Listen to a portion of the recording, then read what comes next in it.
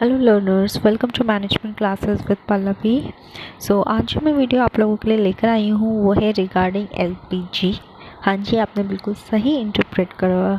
LPG मतलब liquefied petroleum gas बिल्कुल भी नहीं है। इसका मतलब है लिबरलाइजेशन, प्राइवेटाइजेशन एंड ग्लोबलाइजेशन।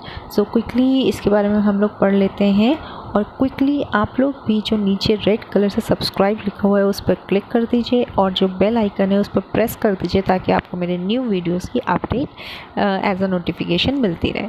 सो पहले एलपीजी पॉलिसी जानने से पहले हम ये फाइंड आउट करेंगे कि एलपीजी के फादर कौन थे, मतलब एलपीजी आई कहाँ से।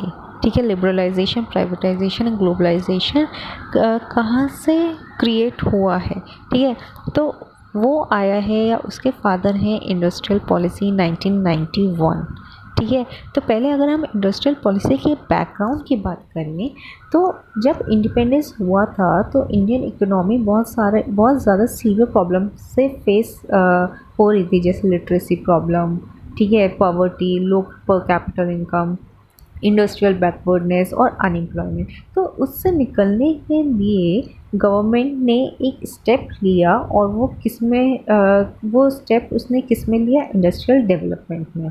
ठीक है, उसने कुछ रूल्स एंड रेगुलेशंस अडॉप्ट करे फॉर द वेरियस इंडस्ट्रीज़ और क्या उसने क्रिएट करी, इंडस्ट्रियल पॉलिसी इंट्रोड्यूस करी, वो क्रिएट करी, जो एक बहुत ही ज़्यादा बड़ा टर्निंग पॉइंट था इंडियन इंडस्ट्रियल हिस्ट्री और उसके डेवलपमेंट के लिए। ठीक है, अब अगर हम बात करते हैं तो ये इंडस्ट्रियल पॉलिसी क्या है। इंडस्ट्रियल पॉलिसी बहुत सिंपल है, इसका जस्ट मतलब ये है कि इंडस्ट्रियल पॉलिसी इम्प्लीमेंट करने का मतलब है कि गवर्नमेंट के रोल को और ज़्यादा इन्वॉल्व करना किसमें, इंडस्ट्रियलाइजेशन के डेवलपमेंट में। ठीक है, इट इज़ अ डॉक्यूमेंट, ये एक डॉक्यूमेंट की फॉर्म में होता है जो इम्प्लीमेंट, प्रमोट और रेगुलेट करता है किसको, गवर्नमेंट के रोल्स को, किसमें, इंडस्ट्रियलाइजेशन के प्रोसेस में। ठीक है, इसका मेन ऑब्जेक्टिव क्या होता है, इंडस्ट्रियलाइजेशन को एक्सपेंड करना, इकोनॉमी को अपलिफ्ट करना। अब देखो, जब इंडस्ट्रियलाइजेशन बूस्ट होगा, एक्सपेंड होगा तो ऑब्वियस सी बात है, प्रॉफिट्स होंगे, इंपोर्ट एक्सपोर्ट बढ़ेगा। ठीक है, नेशनल इनकम बढ़ेगी, इकोनॉमिकल डेवलपमेंट होगा और इंटरनेशनल कॉन्टेक्स्ट भी बनेंगे, है ना। तो उससे क्या होगा, ओवरऑल जीडीपी पे इफेक्ट पड़ेगा, वो हमारा बढ़ने लगेगा। ठीक है, तो बेसिकली इट क्या है, it involve the involvement of the Indian government in the development of the industrial sector. अब हम बात करते हैं जर्नी ऑफ इंडस्ट्रियल पॉलिसी। तो पहले इंडस्ट्रियल पॉलिसी जो गवर्नमेंट लेकर आई थी वो है 1948। इसके इन पॉलिसीज़ के बारे में हम ज़्यादा नहीं डिस्कस करेंगे, जस्ट एक ब्रीफ ले लेंगे। ये पॉलिसी आफ्टर इंडिपेंडेंस आई थी, जो अनाउंस हुई थी 6 अप्रैल 1948 में, और इसको प्रेजेंट किसने करा था, डॉक्टर श्यामा प्रसाद मुखर्जी ने। ठीक है, नेक्स्ट आई थी पॉलिसी 1956 में, इंडस्ट्री पॉलिसी रिजोल्यूशन। ये सेकेंड इंडस्ट्रियल पॉलिसी जो अनाउंस हुई थी 20 अप्रैल 1956 में, और इसने फर्स्ट जो अभी हमने पढ़ी थी 1948 की इंडस्ट्रियल पॉलिसी को रिप्लेस कर दिया। ठीक है, इसमें क्या था, इसमें जो भी इंडस्ट्रीज़ थी वो A schedule industry, B schedule industry और सी शेड्यूल इंडस्ट्री में डिवाइड होंगी, क्लासीफाइड थी। थर्ड पॉलिसी आ जाती है इंडियन पॉलिसी स्टेटमेंट 1973। ठीक है, जहाँ पे प्रायोरिटी किसे दी गई थी, generation and transmission of power, और स्पेशल लेजिस्लेशन बनाई गई थी किसके लिए, to protect the cottage and the household industries. Next policy आई थी इंडियन पॉलिसी स्टेटमेंट 1977। ये अनाउंस करी थी जॉर्ज फर्नांडिस ने। Then the union industrial ministry of the parliament, उसके बाद union industry ministry of the parliament ने इसको अनाउंस किया था। ठीक है, इसमें जो मेन फोकस था वो किस पे था, कॉटेज और स्मॉल स्केल इंडस्ट्रीज़ पे था, plus revival of the sick units, मतलब जो लॉसेज में जा रही हैं। ठीक है, जो रिवाइव नहीं हो पा रही, जो उभर नहीं पा रही है उस लॉस से। नेक्स्ट इंडस्ट्रियल पॉलिसी आई थी 1980। इसको जो अनाउंस किया था वो कांग्रेस गवर्नमेंट ने अनाउंस करा था ऑन जुलाई 23, 1980, और इसका मेन फोकस किस पे था, promotion of a balance rule. अब जो 1980 के बाद पॉलिसी आई थी वो आई थी अपनी पॉलिसी, जिसके बारे में हम बात करने वाले हैं, मतलब न्यू इंडस्ट्रियल पॉलिसी 1991, जिसमें लिबरलाइजेशन, प्राइवेटाइजेशन और ग्लोबलाइजेशन आया था। ठीक है, the all-around changes introduced in the industrial policy framework have given a new direction to the future industrialization of the country। जब ये वाली इंडस्ट्री आई थी तो उसके बाद जो इंडिया का ग्रोथ रेट था, मतलब जो था 1.7% 1991 से 1992 में, वो इंक्रीज हो गया था 9.2% 2007 से 2008 में।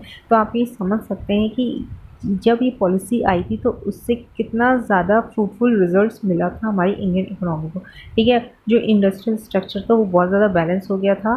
ठीक है, और जितने भी इंडस्ट्रियल रिफॉर्म्स थे, ठीक है, वो किस पर उनका मेन फोकस था, इन्वेस्टमेंट में था। कहाँ पर, डोमेस्टिक और फॉरेन, और कहाँ से, वो भी डोमेस्टिक और फॉरेन इन्वेस्टर्स। राइट। अगर हम बात करते हैं फीचर्स की, नेशनल ये इन वो sorry national new industrial policy 1991, तो उसके फीचर्स है, नंबर फर्स्ट आ जाता है पब्लिक सेक्टर डी रिजर्वेशन और privatisation of the public sector through disinvestment. मतलब कि पब्लिक सेक्टर में ना इन्वेस्ट करके कहाँ पर इन्वेस्ट करना, प्राइवेट सेक्टर में इन्वेस्ट करना, और जितने भी पब्लिक सेक्टर की यूनिट्स हैं, एंटरप्राइजेस हैं, उनको प्राइवेटाइजेशन कर देना, मतलब उनको प्राइवेट ओनर्स के हैंड्स में देना, उसकी ओनरशिप और मैनेजमेंट किसको दे देना, प्राइवेट ओनर्स को दे देना, ना कि पब्लिक ओनर्स को देना। ठीक है, मतलब गवर्नमेंट के हाथ में नहीं। इस पॉलिसी के हिसाब से ये बोला गया था कि गवर्नमेंट के हाथ में ओनरशिप नहीं रहेगी, किसके हाथ में ओनरशिप रहेगी, प्राइवेट ओनर्स के हाथ में। नेक्स्ट है इंडस्ट्रियल लाइसेंसिंग। इंडस्ट्रियल लाइसेंसिंग मतलब लिबरल कर दिया था फ्रॉम दी इंडस्ट्रियल लाइसेंसिंग। कुछ सिर्फ 6 ही इंडस्ट्रीज़ ऐसी रह गई थी जिसके लिए लाइसेंस ज़रूरी था, बाकी इंडस्ट्रीज़ के लिए लाइसेंस ज़रूरी नहीं था जब अगर उनको बिजनेस स्टार्ट करना है। नेक्स्ट है amendments to monopolies and restrictive trade practices. बहुत सारी रिस्ट्रिक्टिव ट्रेड प्रैक्टिसेस होती थी, मतलब रिस्ट्रिक्शंस लगते थे ट्रेड प्रैक्टिसेस पर, मोनोपोली से रिलेटेड बहुत ज़्यादा अमेंडमेंट्स हुए। ठीक है, liberalise foreign investment policy. Foreign investment policy में बहुत ज़्यादा फ्रीडम दे दिया गया। Foreign technological agreements. ठीक है, इसमें क्या हो गया, इसमें क्या परमिशन दे दी थी कि आप फॉरेन जितनी भी एमएनसीज़ हैं उनसे टेक्नोलॉजी से रिलेटेड एग्रीमेंट कर सकते हैं। Dilution of protection to SSI. SSI मतलब small scale industries and emphasis on the competitive enhancement. ठीक है, मतलब एसएसआई के प्रोटेक्शन को कम कर दिया था, और जो एम्फेसिस देने लगे थे वो ज़्यादा वो कॉम्पिटिटिवनेस को ज़्यादा देने लगे थे। ठीक है, ताकि कंपटीशन बढ़े सोसाइटी में। ठीक है, अब नेक्स्ट हम बात करेंगे the broad objectives of the new industrial policy. ठीक है, ब्रॉड मतलब अगर हम लार्जर पर्सपेक्टिव पे देखें तो न्यू इंडस्ट्रियल पॉलिसी जो भी हमने पढ़ी 991, उसके क्या ऑब्जेक्टिव्स है। पहला ऑब्जेक्टिव था liberalising the industry from the regulatory devices such as licence and control. ठीक है, मतलब जो भी इंडस्ट्रीज थी उनको लिबरल कर देना, किससे, लाइसेंस से और बहुत सारे रेगुलेटरी कंट्रोल से जो उनको प्रॉब्लम क्रिएट करती थी उनके स्टैब्लिशमेंट में। ठीक है, enhancing support to the small scale sector. Enhance करना सपोर्ट किसको, स्मॉल स्केल सेक्टर को। Increasing competitiveness of industries for the benefit of the common man. Competitiveness को बढ़ाना, क्यों, क्योंकि अगर कॉम्पिटिशन होगा तो ज़्यादा फोकस किस पर जाएगा, क्वालिटी पर भी जाएगा और क्वांटिटी पर भी जाएगा, जिससे किसका बेटरमेंट होगा, कॉमन मैन का बेटरमेंट होगा। नेक्स्ट है ensuring running of public enterprises on business lines and दस कटिंग देयर लॉसेज।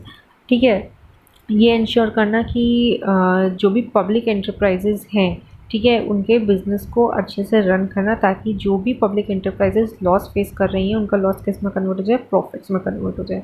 नेक्स्ट है providing more incentives for industrialisation of the backward areas. जितने भी बैकवर्ड एरियाज़ में इंडस्ट्रीज़ हैं, ठीक है, उनको ज़्यादा से ज़्यादा इंसेंटिव देना ताकि वो ज़्यादा से ज़्यादा ग्रोथ कर पाएँ अपने ऑपरेशंस में, अपने बिजनेस में। नेक्स्ट है ensuring rapid industrial development in a competitive environment. Last but not the least main जो नेक्स्ट ऑब्जेक्टिव है वो ये क्या है, industrial development. Rapid industrial development मतलब तेज़ी से इंडस्ट्रियल डेवलपमेंट लेकर आए इस कॉम्पिटिटिव इन्वायरमेंट में। ठीक है, अब अगर हम शॉर्ट में बात करें इस पॉलिसी के बारे में, so this policy has sought to liberate industry from the shackles of the licensing system. मतलब लिबरलाइजेशन देना। लिबरलाइजेशन मेन जो था लिबरल उनको करना लाइसेंस से। ठीक है, इंडस्ट्रीज़ को। नेक्स्ट है drastically reduce the role of public sector, जिसको हम बोलते हैं प्राइवेटाइजेशन। ठीक है, जहाँ पर जो ओनरशिप है वो किसको दे दी जाए, प्राइवेट ओनर्स को दे दी जाए, ना कि पब्लिक सर्वेंट्स या गवर्नमेंट पे रहे। नेक्स्ट है encourage foreign private participation in India's industrial development, जो कहलाता है ग्लोबलाइजेशन। तो हम अब जो नेक्स्ट स्लाइड में हम बात करेंगे वो हम इन तीनों के बारे में बात करेंगे। अब जो फर्स्ट हमारा आता है वो है हमारा लिबरलाइजेशन। ये वो इकोनॉमिक रिफॉर्म है जो इंट्रोड्यूस्ड हुआ है किसके लिए, liberalising the Indian business and industry from unnecessary controls and restrictions. अब ये कंट्रोल्स एंड रिस्ट्रिक्शंस किस चीज़ से थे, जैसे कोटा राज था पहले, ठीक है, अब उसका दी एंड कर देना। अदर कंट्रोल्स और रिस्ट्रिक्शंस से जैसे कि abolishing licensing requirements in most of the industries except a short list. मतलब पहले जितनी भी ऑर्गेनाइजेशंस थी उनको अगर अपनी बिजनेस इस्टेब्लिश करने के लाइसेंस ज़रूरी था, लेकिन अब लिबरलाइजेशन के आने से गवर्नमेंट ने क्या कर दिया कि कुछ स्पेसिफिक ही इंडस्ट्रीज ऐसी रह गई हैं जिनको अपना बिजनेस स्टार्ट करने के पहले लाइसेंस लेना पड़ता है। अदरवाइज़ जो उस लिस्ट में नहीं आती हैं वो अपना बिजनेस विदाउट लाइसेंस भी स्टार्ट कर सकती हैं। अब वो कौन कौन सी ऑर्गेनाइजेशंस होंगी, जैसे अगर कोई ऑर्गेनाइजेशन डील कर रही है अल्कोहल प्रोडक्ट्स में, कोई डील कर रही है सिगरेट सिगार टोबैको या टोबैको सब्स्टिट्यूट्स में, ठीक है, कोई डील कर रही है इलेक्ट्रॉनिक्स या एरोस्पेस या डिफेंस इक्विपमेंट्स में। नेक्स्ट है हैज़ार्डस केमिकल्स में अगर कोई ऑर्गेनाइजेशन डील कर रही है, ठीक है। तो अगर ये वाली कोई भी ऑर्गेनाइजेशन अगर इस्टेब्लिश करना चाहता है तो उसको क्या ज़रूरी है कि वो पहले लाइसेंस ऑब्टेन करे फ्रॉम द गवर्नमेंट। नेक्स्ट है कि पहले के टाइम में रिस्ट्रिक्शन होती थी on the expansion of the business activities, लेकिन गवर्नमेंट ने लिबरलाइजेशन के थ्रू वो रिस्ट्रिक्शन भी ऑर्गेनाइजेशन से हटा दी। नेक्स्ट है removal of restriction on the movements of goods and services. अब ऑर्गेनाइजेशन अपने गुड्स एंड सर्विसेज की मूवमेंट एक प्लेस से दूसरी प्लेस या एक कंट्री से दूसरी कंट्री ईजिली कर सकती है। नेक्स्ट है freedom in fixing the prices of the goods and services. पहले जो कुछ ऑर्गेनाइजेशन थी वो प्राइस टेकर थी, लेकिन लिबरलाइजेशन के आने के बाद और गवर्नमेंट ने ऑर्गेनाइजेशंस को ये फ्रीडम दे दी है कि अब वो अपने तरीके से अपने गुड्स एंड सर्विसेज का प्राइस सेट कर सकती हैं, ठीक है। नेक्स्ट आ जाता है reduction in tax rates and lifting up necessary controls over the economy. Tax rates में छूट दे दी बिजनेस एंटरप्राइजेस को। Simplifying procedures for imports and exports. पहले बहुत ज़्यादा लेंदी और कॉम्प्लिकेटेड प्रोसीजर्स ऑप्ट होते थे इंपोर्ट एक्सपोर्ट के लिए, उसके बिजनेस स्टार्ट करने के लिए या इंपोर्ट्स करने के लिए, एक्सपोर्ट करने के लिए, तो उन सारे प्रोसीजर को सिंप्लीफाई कर दिया गवर्नमेंट ने। And next is making it easier to attract foreign capital and technology to India. Plus उसने इतने रूल्स और रेगुलेशंस को सिंप्लीफाई कर दिया कि जिससे जो फॉरेन इन्वेस्टर्स हैं वो अट्रैक्ट हों और फॉरेन कैपिटल लेकर और टेक्नोलॉजी लेकर इंडिया में आए।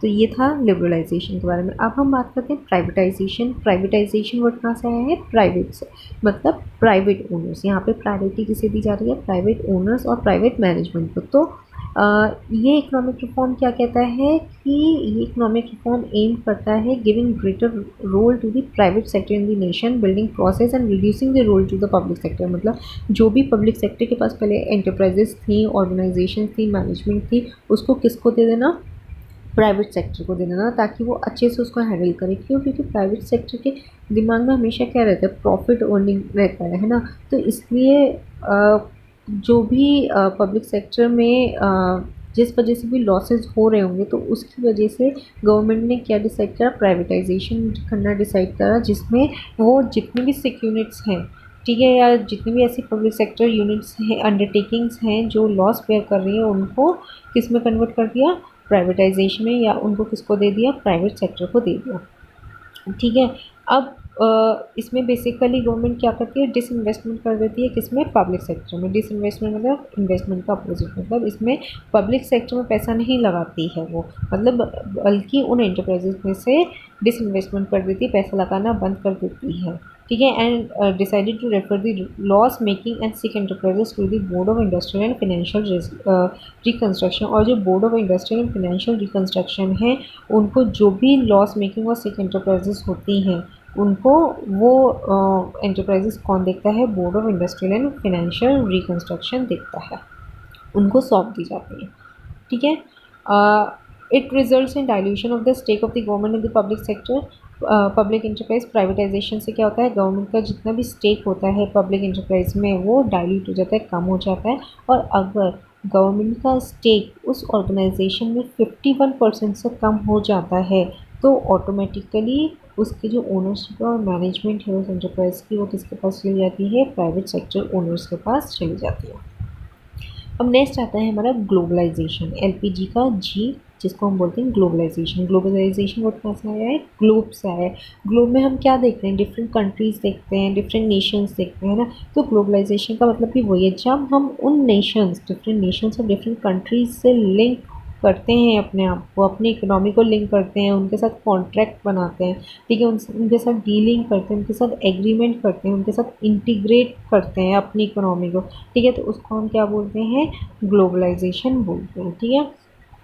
1991 से पहले जब ये पॉलिसी नहीं आई थी तो गवर्नमेंट स्ट्रिक्टली फॉलो कर रही थी कुछ रिस्ट्रिक्शंस और रेगुलेशंस किस पर? इम्पोर्ट्स पर, ठीक है, और कितना इंपोर्ट होना है, कैसे इंपोर्ट होना है, ठीक है। लेकिन 1991 के आने के बाद उसने क्या करा? इंपोर्ट्स में भी छूट दे दी, टैरिफ रिस्ट्रिक्शंस भी उसने कम कर दिए, और जो क्वांटिटेटिव रिस्ट्रिक्शंस थे, मतलब कितनी क्वांटिटी इंपोर्ट होनी है उसकी, उस वो वाली रिस्ट्रिक्शन भी उसने कम कर दी, मतलब हटा दी, ठीक है। उसके बाद जो मेन एम था गवर्नमेंट का वो किस पर हो गया था? एलपीजी पर हो गया था। मतलब लिबरल तो वो कर ही रही थी, प्राइवेटाइजेशन भी कर रही थी। उसके बाद वो ये चाह रही थी कि कैसे हमारी जो इकोनॉमी है वो वर्ल्ड की दूसरी इकोनॉमी से इंटीग्रेट हो जाए, लिंक हो जाए, ताकि हमारी जो इकोनॉमी है वो आइसोलेशन में नहीं रहे। आइसोलेशन मतलब अकेले नहीं रहे। अगर इन केस हमको नीड पड़ती है हमारे पास रिसोर्सेज की, जैसे कि इंडियन सोसाइटी में शॉर्टेज है, ठीक है, तो जो बाकी की इकोनॉमीज़ हैं, तो अगर हम उनके साथ लिंक क्रिएट कर लेंगे तो मे बी वो हमको सपोर्ट कर दें, हमको हेल्प कर दें, ठीक है। और प्लस अगर ग्लोबलाइजेशन होता है तो उससे क्या बेनिफिट होगा? उससे फॉरेन इन्वेस्टर्स अट्रैक्ट होंगे और हमारी इकोनॉमी में आके इन्वेस्ट करेंगे, जिससे हमारी इकोनॉमी का ओवरऑल जीडीपी इंक्रीज़ हो जाएगा। प्लस जो लोगों का level of living of standard है वो भी इंक्रीज़ हो जाएगा, ठीक है। It involves an increase level of interaction and independence among the various Nations of the global economy. जब एक नेशन दूसरे नेशन से इंटीग्रेट होगा तो देखो शॉर्टेज रिसोर्सेज की हर एक इकोनॉमी में, ठीक है, सिर्फ इंडियन इकोनॉमी में नहीं है। तो ग्लोबलाइजेशन से क्या होता है? इंटरडिपेंडेंसी हो जाती है। मेरे पास जिस चीज़ की शॉर्टेज है वो मे बी मेरे को किस फुलफिल हो जाए? अमेरिका से फुलफिल हो जाए। अमेरिका को जिस चीज़ से शॉर्टेज है वो मे बी मेरे से फुलफिल हो जाए, इंडियन इकोनॉमी से फुलफिल हो जाए। तो ये क्या है? Interdependency of one nation upon the another. यही क्या हो जाता है? हमारा ग्लोबलाइजेशन हो जाता है। ये एक जोग्राफिकल जो बाउंड्रीज़ होती हैं वो फिर एक बैरियर नहीं रहती हैं किसी भी बिज़नेस एंटरप्राइज़ के लिए। मतलब ज़रूरी नहीं है कि वो अगर business enterprise Indian business enterprise है तो वो इंडिया के ही मार्केट और कस्टमर को सर्व करे, बल्कि वो बाहर भी अपने प्रोडक्ट को सर्कुलेट कर सकती है। तो जोग्राफिकल बाउंड्री कोई भी बैरियर की तरह ट्रीट नहीं करती है किसी भी बिज़नेस एंटरप्राइज़ के लिए, ठीक है। This has made possible by been made possible by the rapid advancements in technology and liberal trade policies by the government, ठीक है। हमने एक पॉइंट पढ़ा था कि लास्ट स्लाइड में फॉरेन ट्रेड एग्रीमेंट, जिसमें technological agreements, foreign technological agreements permit देती थी, तो उस वजह से और लिबरल ट्रेड पॉलिसीज़ ऑप्ट करी थी जो गवर्नमेंट ने। इससे क्या हो गया था? इससे ग्लोबलाइजेशन को और भी ज़्यादा बूस्ट मिल गया, ठीक है। अब अगर हम बात करेंगे कि इस पॉलिसी के इम्पैक्ट बिजनेस पर क्या पड़ा, ठीक है, तो एलपीजी का इम्पैक्ट, पहली चीज़ कंपटीशन बढ़ गया। कंपटीशन कैसे बढ़ गया? जब चीज़ों को सिंप्लीफाई कर दिया, कॉम्प्लिकेटेड चीज़ों को, ठीक है, लिबरलाइजेशन के थ्रू प्राइवेटाइजेशन कर दिया, ठीक है। प्राइवेट सेक्टर में वैसे ही बहुत कंपटीशन होता है, ठीक है, और ग्लोबलाइजेशन कर दिया, मतलब जहाँ पर हम एक दूसरी इकोनॉमी के साथ भी compete कर सकते हैं। तो इससे क्या हो रहा है? कंपटीशन मार्केट में बढ़ता जा रहा है, ठीक है। आज बाहर की कोई ऑर्गेनाइजेशन मेरी इंडियन सोसाइटी में आके अपना बिजनेस स्टैब्लिश करती है मेरी सेक्टर में, तो वो मेरे लिए क्या होता है? एक कॉम्पिटिटर हो गया। तो इसमें क्या है? कंपटीशन बढ़ रहा है, ठीक है। More demanding customer. जब कंपटीशन बढ़ रहा है तो हर कोई इसमें रहता है कि मेरा प्रोडक्ट कस्टमर ज़्यादा से ज़्यादा परचेज करे।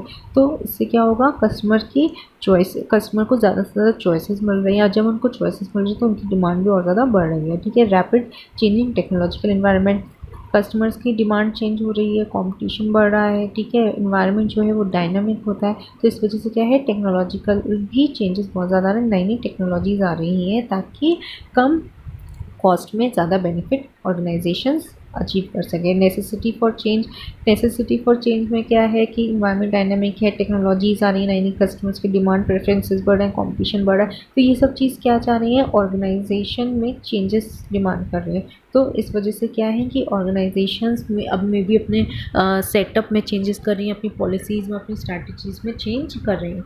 Need for developing human resources, जब इतनी सब चीज़ें हो रही हैं अबव पॉइंट में जो भी हमने पढ़ा, तो उसके लिए हमारे पास ह्यूमन रिसोर्स भी बहुत ही ज़्यादा स्ट्रॉन्ग होना चाहिए, पावरफुल होना चाहिए, क्रिएटिव होना चाहिए, इनिशिएटिव होना चाहिए, मोटिवेटेड होना चाहिए। तो इसमें क्या ज़रूरत पड़ रही है कि ह्यूमन रिसोर्सेज के डेवलपमेंट हो रहा है, मतलब इन सब के थ्रू क्या हो रहा है, डेवलपमेंट हो रहा है ह्यूमन रिसोर्सेज का।